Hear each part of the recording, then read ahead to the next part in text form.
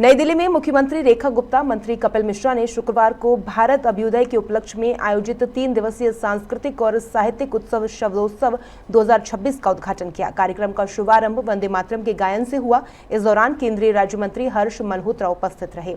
इस दौरान दिल्ली की मुख्यमंत्री रेखा गुप्ता ने कहा कि दिल्ली में किसी भी सरकारी मंच पर इससे पहले इतना भव्य आयोजन कभी नहीं हुआ। इसे हमारे अतीत, वर्तमान और भविष्य के साथ संवाद के रूप में देखा जा रहा है। यह आयोजन वैदिक युग से लेकर वर्तमान डिजिटल युग तक भारत द्वारा तय की गई ऐतिहासिक यात्रा का साक्षी है। ये उन शब्दों का प्रतिनिधित्व करता है जो न झुके और न कभी झुकेंगे, न थके हैं और न कभी थकेंगे। युग बदलेंगे, समय बदलेगा, लेकिन मेरे भारत का सार अमर रहेगा। दिल्ली में इस आयोजन की मेजबानी करना वास्तव में बहुत महत्व रखता है। भारत अभ्युदय की थीम के साथ दिल्ली शब्दोत्सव 2026 एक उज्जवल भविष्य की ओर एक कदम है और आप सभी और हजारों अन्य लोगों की भागीदारी भारत द्वारा की जा रही प्रगति का प्रमाण है। ऐसा भव्य आयोजन कम से कम दिल्ली में किसी सरकारी मंच से कभी नहीं हुआ। पे खड़े होकर के मैं ये देख पा रही हूं कि भारत कहीं ना कहीं अपने अतीत से, वर्तमान से और भविष्य से एक साथ संवाद करता हुआ दिखाई दे रहा है और एक ऐतिहासिक यात्रा जो भारत ने तय करी,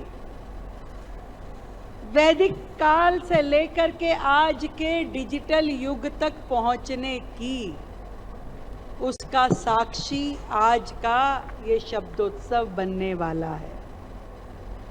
कहीं ना कहीं उन शब्दों को कहें कि ना झुका है ना झुकेगा, ना थका है ना थकेगा, युग बदलेंगे, काल बदलेंगे, अमर है और अमर रहेगा मेरा भारत महान।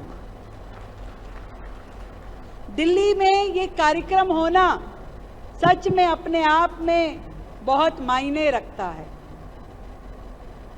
दिल्ली शब्दोत्सव 2026 भारत अभ्युदय की थीम पे आयोजित इस कार्यक्रम में आप सभी का यहाँ आना और हजारों लोगों का इस कार्यक्रम से जुड़ना एक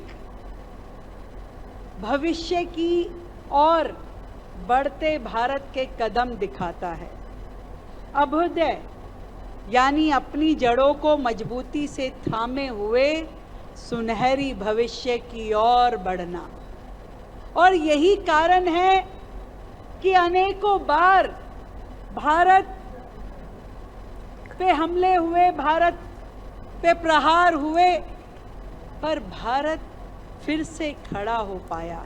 वो किसी कवि ने कही है ना कि कुछ तो बात है कि हस्ती मिटती नहीं हमारी, सदियों रहा दुश्मन दौरे जमा हमारा। तो ऐसे में कि जमाने ने बहुत कोशिश की, अनेक अनेक रूपों में आकर के हमारी इस सभ्यता पे, संस्कृति पे, शिक्षा पे प्रहार किए, पर क्योंकि हमारी जड़ें इतनी मजबूत थी तो हम मजबूती के साथ खड़े रहे